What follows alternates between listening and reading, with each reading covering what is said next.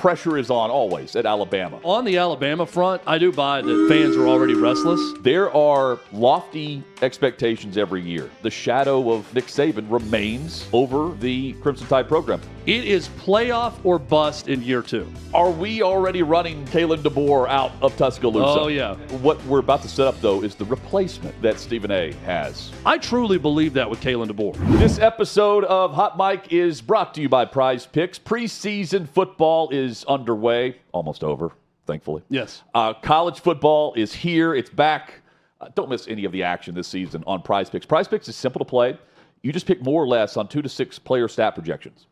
And if you get your picks right, you could cash in and win up to 2,000 times your money. PrizePicks is the best way to win real money this football season. Make your picks in less than 60 seconds, and then turn your sports opinions into real money on PrizePicks. And Chad, we've got our picks coming up. We do. Our long national nightmare is almost over, yes, which is time of the year without football being played.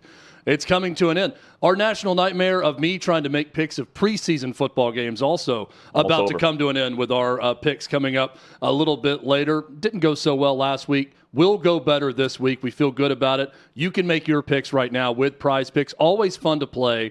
And you can make season-long projection picks right now with PrizePicks, which is fun. Maybe you could do something on Josh Allen, more or less, for yards this season. Play whatever you want. That's the beauty of PrizePicks. Take more. And download the PrizePicks app today. When you do, use the code HOTMIC, HOTMIC. You get $50 in lineups with the code HOTMIC. And after you play your first $5 lineup, $50 in lineups there with the code HOTMIC. That's code HOTMIC to get $50 in lineups after you play your first $5 lineup. HOTMIC is your code on the PrizePicks app. PrizePicks, run your game. Are we already running Kalen DeBoer out of Tuscaloosa? Oh, yeah. Yes, we are. It's been quiet. It's time. It's been quiet. In 1 year. Has you agree? Yeah. At Alabama this offseason, we have not talked a lot about the Crimson Tide. There are lofty expectations every year. They have a state-of-the-art defense this year at Bama. They have a first-time starter at quarterback, a guy that's been there for 3 years and has waited for his turn. In Ty Simpson, former 5-star quarterback in high school. Chad, we know why coaches like Mike Norvell and Steve Sarkisian, Dan Lanning, there were others who were contacted by Greg Byrne whenever Saban retired. They all said no thank you. Now, you can be and create your own Alabama program where you are now. But there's always, the sentiment is you don't want to be the guy that follows the guy. And correct me if I'm wrong, Greg Byrne hired Kalen DeBoer without even meeting him before, right? They'd never met prior in person. He's hired. And, well, the shadow of Nick Saban remains over the Crimson Tide program. Here's Stephen A. Smith discussing that on First Take. They miss Nick Saban in Alabama. You know this, Paul. They miss Nick Saban.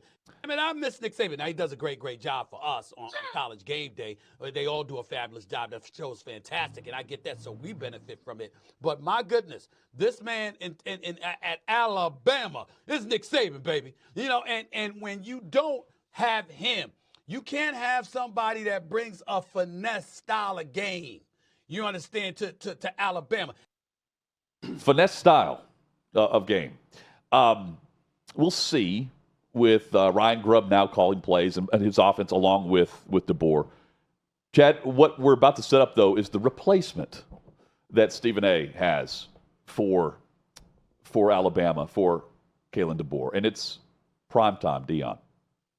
That's meat and potatoes, y'all. That's steak and potatoes for breakfast. This is what we're talking about here. Hogs up in there, right? This is what we're talking about. We don't see that. We didn't see that with DeBoer. I thought they were considerably softer, and I'm not going to lie to you. I would not have minded at all if Alabama changed course and they brought somebody like Prime Time to Alabama. That would have been spectacular, and I think it's something they still should consider down the line. This fall, you're not just watching the biggest game in college football. You're at the game. Bama versus Georgia. September 27, Athens. OutKick's giving one lucky fan and a guest the VIP treatment. This is your shot to punch your ticket to the college football weekend of a lifetime. Flights, covered. Hotel covered. Game tickets, of course. We're also hooking up 10 more fans with OutKick hats. And everyone who enters gets a discount to the OutKick shop. No purchase necessary. Just hit outkick.com/sweepstakes. College football weekend of a lifetime. Outkick.com/sweepstakes. Manufactured, created out of the ether, looking for a salacious take. That's what I think when I hear this. Well, and right also, before the season starts. Well, yeah, and look, everybody's going to have a hot take, especially Stephen A. Smith. But you can't go into this whole diatribe about steak and potatoes for breakfast and Alabama soft and they got to get back to running the football and Nick's like I'm hearing that. I'm hearing that's very early Nick Saban national championship team play where they had a quarterback who was serviceable with good running backs, a great offensive line, and they won by running the football and dominating you defensively. Nick Saban evolved over his time at Alabama. Tua Tagovailoa wasn't in the midst of a great rushing attack when he had the offense there, right? They changed with their personnel and they changed with the times, and they evolved their game under Nick Saban offensively to be more of a finesse team at times, even though they were still rough and tumble in the trenches and all of those things that Stephen A. Smith is talking about. But I don't think steak and potatoes for breakfast and think Colorado football and what we've seen with Coach Prime so far. That's not a good running football team that he has at Colorado. That's not really his style. His style was to base his offense around the most talented players, which was his son, Shador at quarterback, and Travis Hunter. And neither one of those guys are a running back, and neither one of those guys play offensive line. So that is not a steak and potatoes type style. So that made zero sense from that segue of they want steak and potatoes, the team is soft, to hire Coach Prime made zero sense from Stephen A. Smith. Now, on the Alabama front, I do buy that fans are already restless. Sure they are. But we could have predicted this with anyone. I mean, it's not just Kalen DeBoer. I think anybody that takes that job, if they did not get in the playoff in year one, the playoff at minimum, the way he did not, it is playoff or bust in year two. I truly believe that with Kalen DeBoer. I think if Alabama's not one of the 12 teams in the playoffs, there is a good chance they run him out of town and go try to find someone else and just say, hey, whoever took over for the great Nick Saban was bound to fail. So let's get to the next guy. It's not often the guy right after the guy. It's the guy after the guy after the guy. And Alabama may want to get to that sooner rather than later. Second highest buyout in college football behind Kirby Smart is Kalen DeBoer. Wow. Isn't that crazy? I mean, the price of leaving Seattle, Washington. Yeah. That's what it took. Yeah. So a couple of things here. First, the soft aspect of Bama that Stephen A. brings up. We saw it firsthand here in Nashville. Mentally tough Alabama football teams. That's the meat and potato aspect that Saban's teams had. We could talk about the run game. Henry played there not too long ago. I think of it as just calm, cool, collected. You don't play the mind games. You just play the game because you're the better team, right? Yeah. Against Vanderbilt, they lost their mind defensively. They're throwing cleats and whatever else you know what I mean? A lot of penalties. Yeah, and captains were doing that. That was no fluke. I think that's very telling. Now, also telling in DeBoer's favor is Ryan Williams, because they had several players that were transferred out of Alabama as soon as Saban left. The second best, I think we would consensus, second best wide receiver in college football didn't leave. That's to his credit, DeBoer's credit. How do they turn Ryan Williams into, the next wide receiver to win a Heisman Trophy at Alabama? Like that to me that's the star for Bama that they have going for them with the coach that they have and the offense that they're going to be running. But Chad, I of course the pressure's on. Saban still has an office, albeit it's at Bryant-Denny Stadium, and you have a former quarterback back when it was meat and potatoes. Yep. And Greg McElroy saying that Saban is missing the game and he wants to get back in it. Well, here's Saban's response on AL.com when asked about what McElroy had to say back at SEC Media Days. So, Coach, what do you say to the rumors that you are returning to the sidelines to coach? I don't know where that came from. Greg McElroy played quarterback for us, and if it had done something like that when he was a player, he'd have got his ass kicked. There's no doubt he misses it. Okay, like we talked with we've talked with coaches about this in the past. With Bob Stoops. Bob Stoops even admitted, like, yeah, the first 3-4 years, man, you really miss it, and that's what Saban's going through right now. But man, the shadow that Saban cast over the program, I mean, always will. I mean, but prior to Saban, it was just Bear. No matter what coach was there, Chad. Yeah, and that's also why a lot of coaches didn't flinch to stay where they were. Yeah. Despite knowing that you can have the second highest buyout in college football. So Kalen DeBoer has two great things going for him right now. You mentioned the one Ryan. The other Ryan is Ryan Grubb coming back. And those two are simpatico together. They are on the same page. That's the offense that he wants to run. And I think that offense only functions really well when he's got his sidekick there with him. So the offense should take a step, even with Ty Simpson as a first-year starter, because he's a veteran guy. And maybe he's even – I'm not going to say maybe. His style is way more conducive than Jalen Milroe's to being good in that offense. I think his skill set could be better for that offense and what Kalen DeBoer and Ryan Grubb want to do. And they got Ryan Williams, who is an absolute stud wide receiver that came back. They retained a lot of their roster, which is good. Yep. Recruiting's going pretty well. They're 7th nationally. Now, that still puts them behind Georgia, Texas, and Texas A&M within the conference. So it's not 1 or 2 or 3. That's what Alabama's used to.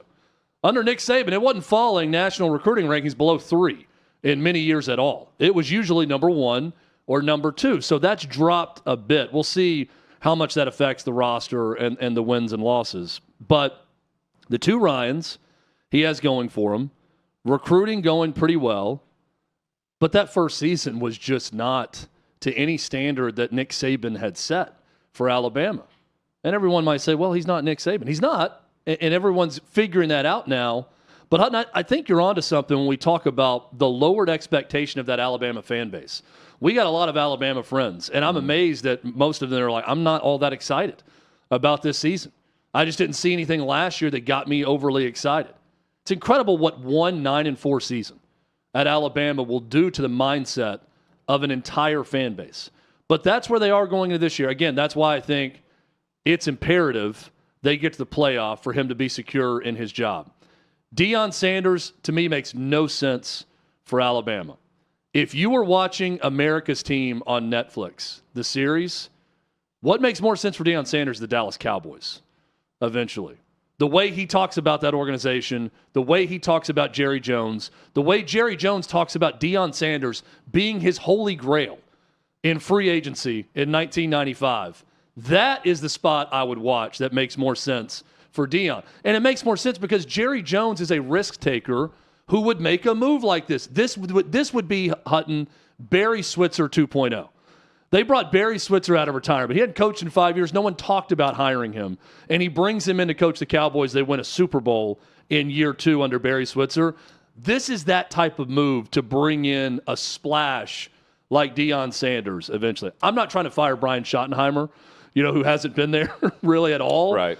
But he's been there as offensive coordinator, I know, but not as head coach. I could see this happening before I could Alabama hiring Deion Sanders. I can see Deion in the NFL because he's never coached without his son. And I think the pull and the gravitational pull would be to go pair up with Shedeur again somewhere. That's just – I was saying that prior to the draft before the guy was a 5th-round pick. And we know who the starter would be if Shedeur's on Deion's roster. And he said he's not going to coach in the league unless he's coaching his sons. Sons, plural. I don't see the Alabama Deion thing. That's just not – we saw the list of coaches that they went down. They didn't go to the 4-8 head coach at Colorado to discuss head coaching opportunities at Bama. Jerry Jones did pick up the phone and call him, though. So you're not wrong on that. The timing's got to be better, and the proof has to be better, doesn't it, than what we're seeing? I mean, we have a Kalen DeBoer who's been to a national title game with Washington, runner-up, and made the run at that program.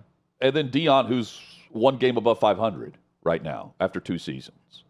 And now we see what happens without Shedeur at quarterback, without the best player in college football. a sensational player in Travis Hunter. What's the next step for Colorado there? Is DeBoer under a ton of pressure? Absolutely. Is it out of left field to say that the interim coach could be Nick Saban? Absolutely not. No, yeah, he could pull the Bob Stoops, who did that because he was there in Norman and came in and coached a bowl game.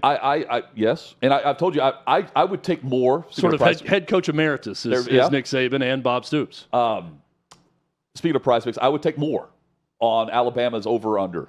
Okay, here's why: because last year we did see the Crimson Tide look like the Crimson Tide at times. They beat Georgia. They beat the piss out of LSU. Beat the crap out of them on the road. Now they lost to Vanderbilt, and then they should have. They didn't. They should have lost to South Carolina. You and me and Clay were watching that game. Oh, that's right. Yep. South Carolina should have won that game. Yes. That would have been back-to-back weeks, losses to Vanderbilt and South Carolina. But then they kick it into gear. They beat, they lose to Tennessee. They then beat Missouri 34-0, and then turn around and beat the crap out of LSU, which was built up as like a play-in game, right? Or play-out game. To stay alive for both teams. Right. But then you see that you stub your toe again. You do nothing offensively against Oklahoma. That was a bad game for them. Bad performance all around. And then DeBoer's saving grace is you didn't lose to Auburn. Yeah. Right? And how many people would say Bama should have been in the playoff over SMU? A lot of, every Bama fan said it for sure. Yeah. Point being, we still saw Alabama look like Alabama at times. Do we see a Saban-esque crew last year? No. I don't think we will. No. But DeBoer's good enough to get the Crimson Tide back to the title game. I think they're going to be in the playoff. To me, that is the bar. That's the bare minimum of what he needs to accomplish. Seventh in the country right now, something like that. Yeah, and I think they're going to be good. I think they're going to get there, and I would have them in my 12-team playoff. But I do think that he needs to accomplish that. As crazy as it sounds, in only year two, it's Alabama, and he took over for Nick Saban. Right. So he needs to get in the playoff one of his first 2 years when it's a 12-team playoff. We're not talking about the 4-team playoff. We're talking about a 12-team playoff. So if he doesn't get there, I think odds are Alabama is going to be looking for a new coach. Hutton, AI overview. You ready for the top coaching candidates if Kalen DeBoer were fired? Yes. At Alabama. This is what's funny. Deion Sanders not on here, according to artificial intelligence. Dan Mullen. Okay. Who's about to start year one at UNLV, who I believe plays this weekend. This week 0. Week 0, yeah. Hugh Freeze. No, come on. Give me a break. The guy's about to be fired at Auburn. Let me guess, Kiffin's on here. Lane Kiffin is next. Yep. Mike Norvell. Who was already asked. Who's taken a pay cut at Florida State, right? But Alabama opens the season against Florida State. They do. So if he beats them, then, and then Florida State has another great season and gets the playoff, then maybe Mike Norvell. Point being, this is a broader topic we need to discuss at some point. There's a lack of what I would consider great coaches. Yes. In college football right now. Yes. Usually there's always that guy that is at that level, right? It was at one point it was no doubt it was Urban Meyer when he was at Utah. If anyone can land Urban Meyer, they're going to be great because that was the next step for him. And he goes to Florida, he wins 2 national titles, wins another one at Ohio State, and the rest is history. But there's always that one top guy. Luke Fickell was that guy. Hasn't worked out at Wisconsin, but who's going to land him? Who's going to go out and hire this guy who had done all that he could at Cincinnati and got them to a playoff? Yep. Right? I'm looking out there. Is it Matt Campbell who has got a great contract at Iowa State, who seemingly doesn't want to leave? Well, Kansas now has $300 million to work with. Yeah, and I just don't. You're right. I think Lance Leipold's a really good coach, but yeah, I think if he does well, Kansas can pay him to stay. There's not that obvious. Jimbo wants back in. Yeah, there are guys who aren't coaching. Ed Orgeron wants back in. Yeah. Now, he's not going to go to Alabama. No. He's going to go to South Alabama if they have an opening is more of the entry point for Ed Orgeron. But there's no obvious next guy that's out there for any of these programs that I can see. We could put together a list of 10 that, hey, we like these guys and their potential. Right. But it's not like you're – normally you'd think Alabama and think they're just going to go write a check and hire Dabo, that great coach. They could go hire someone from a lower level of a power conference They're going to go get Steve Sarkisian from Texas. Someone who's overachieved. Like yeah. Like the James Franklin at Vandy version of that, right? Like he was the guy. So when Penn State got him, it's like this dude won. He won 9 games in back-to-back years at Vandy. And he has the connections from Maryland that were at Penn State. And he's from Pennsylvania. So it was obvious you're going to go hire James Franklin, and it's worked out pretty well, I would say, for Penn State, even though he hasn't gotten over the hump in the biggest of games. So who's that guy for Alabama? It's not Deion Sanders. I'm not sure who it is. Would it be Deion if Deion takes Colorado to the playoff? Hey, if we expand to 28 teams. He's in. I'm going to go ahead and put them in. Put them in. Certainly their week 1 opponent, Georgia Tech, would probably be in, as we saw, if they went to 28 teams into a playoff.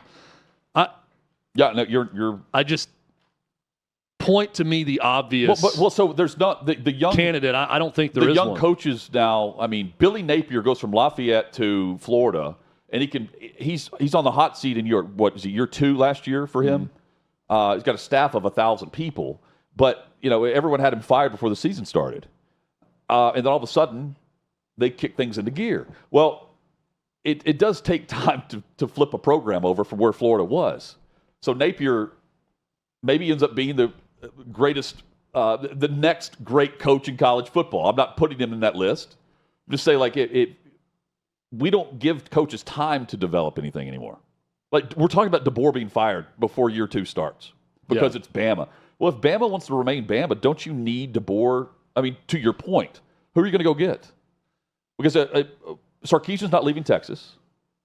Mike Norvell, I mean, they're not picking up the phone and calling him now after what we saw last year, are they? At Bama? No. I'll give you one outside the box that may just want to get into the SEC and out of his current conference.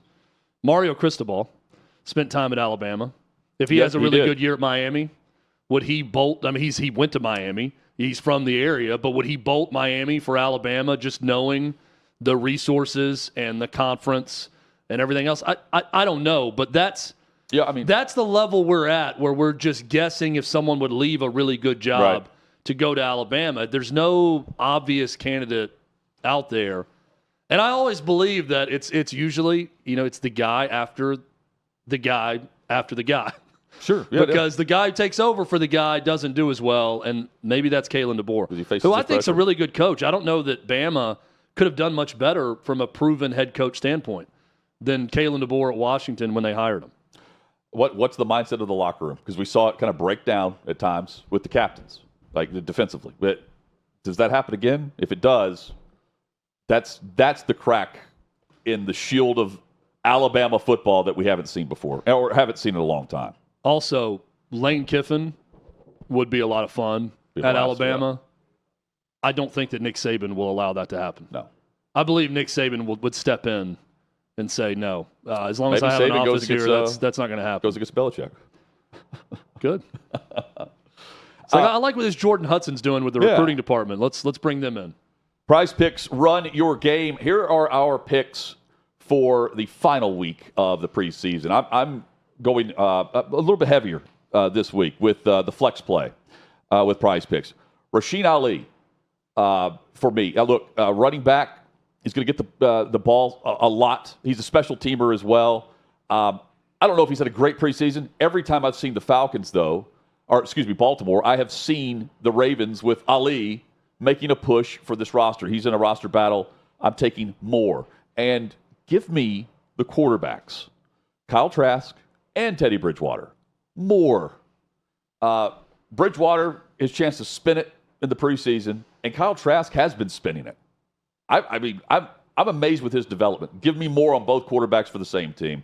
There's my flex play for PrizePicks. So my picks for this week, I'm going a little bit of preseason, and I'm going a little bit of WNBA with my pick. So I'm going to go Angel Reese. This is what they call at PrizePicks a goblin pick. So basically tease down a bit. 9.5 points, even for someone who can't hit layups, I think is attainable for Angel Reese. So I'm going to go more. Rebounds. I'm going to go more. Yeah, 9.5 points. I would actually like a rebound pick a little bit more than 9.5. Okay. And Hutton, if there's one thing I know about Mason Rudolph is that the guy is a veteran and he knows how to perform in preseason games. So as the backup with Pittsburgh, give me Mason Rudolph more than 49.5 passing yards. I'm going not as big with the 3 power play that you have, but I like this one for this week. Yeah, the 2 picks for Chad, and then the flex play with the 3. Will Big Game Beth be on the call for any of these matchups? Big Game Beth is in hallowed company on this list that The Athletic put together. Yeah. So the most influential broadcasters list. I mean, play-by-play like people. Jim Nantz. Think about your play-by. Tirico, I'm sure, is on this list. Joe Buck. Here you go, Hutton. Just these names really roll off the tongue when you look at them together. Sure. You know, Marv Albert, Joe Buck, Ian Eagle, Sean McDonough, Brad Nessler, Vern Lundquist, Al Michaels, Jim Lampley, Kevin Harlan, Big Game Beth Mowins. When I think of great play-by-play broadcasters, I typically think of Dick Enberg and then Big Game Beth Mowins. Okay. When I'm putting a list together. Mike Patrick and then Big Game Beth. I mean, Big Game Beth Mowins is fine, but when you're putting Beth Mowins and Lisa Byington on this list since 2000, this is you hitting a quota. This is someone saying we need women on the list of play-by-play. I mean, who do you go with for play-by-play? If not Big Game Beth. I mean, nothing says 11 a.m. in Evanston, Illinois like Big Game Beth. So I guess you do have to put her on this list, but I don't know. I feel like we're really – everyone else on this list, terrific. And, Big Game Beth's on it too.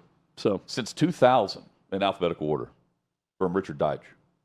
Sports' most impactful play-by-play. And if you're saying the impact is that it's a woman in men's play-by-play, I understand where you're going with that she's calling, college football games. Yeah. Lisa Byington also on the list. But man, Mike Joy from NASCAR. Yes, sir. Jim Lampley. Jim Lampley, great. Of course, Uncle Vern. Jim Lampley interviewed him before the Army-Navy game one time. Yeah. Cried 3 separate times in the interview. He's an emotional man. Just telling stories about his career. He cried 3 separate times about the same story? I interviewed him, and I got him. I felt like, what was it, Roy Firestone back in the day? The one-on-one on ESPN. I got him to cry 3 seperate times. Just bringing up stuff in his career and talking about different moments. I don't think I'll ever be in a situation where I'll get someone to cry 4 times. So congratulations. Yeah, win. That's our next prize pick. Is more or less 3.5 cries in an interview. And if you took the more, then you're really gonna it's gonna pay off. Oh, hey, jump in on what is a great experience, the ultimate game day experience with OutKick, Alabama, Georgia. Chad, where would Athens be? Where would Athens be on your list of just great college towns if you haven't been to across the SEC and you haven't been to Athens, Georgia for a game day? This would be like a 1A, 1B type situation for game day atmosphere in the SEC, right? It's top 3. Well, whatever ranking you want to put together, Athens, Georgia is top 3 of best college towns in the SEC. It's an incredible experience. Yeah, so, I mean, into the sweepstakes, outkick.com/sweepstakes, and details are about to hit the screen where you jump on and log in and airfare's taken care of, all of it. You simply get to go to the game. And when you're there, just know you're tithing. When you're there, you're family. Yeah, Alabama, Georgia. It's like Olive Garden. Go enter at outkick.com. That's Athens, Georgia for you. The ultimate game day experience. Yeah, you can hit this code right here, and you can enter to win. And, if you've never been to Athens for a game, incredible. Scan the QR code on the screen. And no purchase necessary here, nothing like that. You get your tickets, travel expenses taken care of, and it's Alabama, Georgia. We just got done running through the pressure pack. Need we say more? Let's do it. September 27th. This is also this is not just an Alabama, Georgia fan thing. If you've never been to a big-time SEC football game, this is where you need to enter. This is where you need to start, is going to Athens for Kirby Smart in Georgia versus Alabama coming to town. A pair of top 10 teams. This is where you want to begin your experience. Can we guarantee that you will not be barked at by Georgia fans? I can guarantee you will be. Now, if you decide, the ultimate if you're an Alabama fan or decide to wear Alabama stuff, you will be barked at. I can guarantee it. If you go neutral, no, probably not. I don't think anybody's going to bark at you. It's up to you. Yeah, I mean, that's. Do you prefer being barked at or not? That's the question you have to ask yourself. I can't answer these questions for people. I prefer game day atmospheres that are legit. This one is definitely that with the OutKick Ultimate Game Day experience. Enter to win right now. Just scan the QR code on your screen there. Armando Salguero. Yes. He joins us next here on Hot Mic. This fall, you're not just watching the biggest game in college football. You're at the game. Bama versus Georgia. September 27, Athens. OutKick's giving one lucky fan and a guest a VIP treatment. This is your shot To punch your ticket to the college football weekend of a lifetime. Flights covered. Hotel covered. Game tickets, of course. We're also hooking up 10 more fans with OutKick hats. And everyone who enters gets a discount to the OutKick shop. No purchase necessary. Just hit outkick.com/sweepstakes. College football weekend of a lifetime. Outkick.com/sweepstakes.